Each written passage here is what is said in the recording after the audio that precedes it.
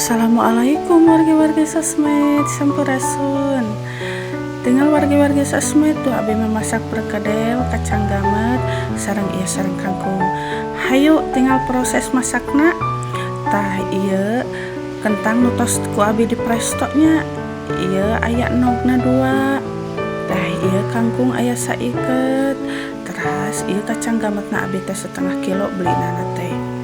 Langsung orang eksekusinya iya si kentang teh orang etaan orang non teh rendos dina coet terus orang kena wadahkeun tong hilapnya orang bentuk bulat-bulat wios pakai tangan oge da tanganna bersih atuh da cuci tangan heula tah tos beres bulat-bulat kieu orang simpen heula si kentangna lajengkeun orang mepeskeun nogna 2 we nya dikocok lepas tong hilap roykoan sakedik kemeh aya rasaan.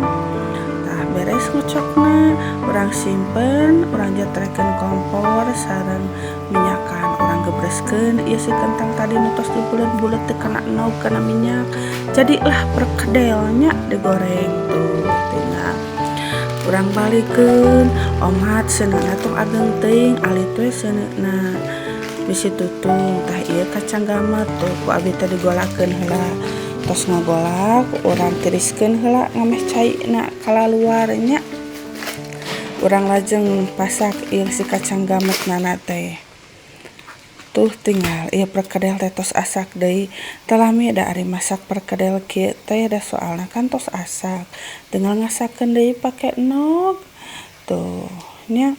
Tapi ieu teh masak kieu teh bari sabenerna mah bari korah-koreh ieu si kacang gamet buka tutup ditutupan teh sieun bebeledagan eta masak kacang teh nya. Tuh urang korah-koreh bisi tutung da ari masak kacang mah kudu minang dikorah-koreh. Tah lajengkeun bari ngantosan kacang gametna beres asak. Tah urang metikan heula ieu si kangkungna nya. Tos beres metikan kangkung diwasu urang gebreskeun kana katel keur males ieu teh make bawang bodas bawang beureum tomat jadi biasa we diosengna teu make nanaon nu penting mah tong hilap di bumbuan make mecin make pedes sareng royko biasa karesep abi mah nya digurih tuh tos asak deui lah besti ieu teh tinggal tuangna urang teh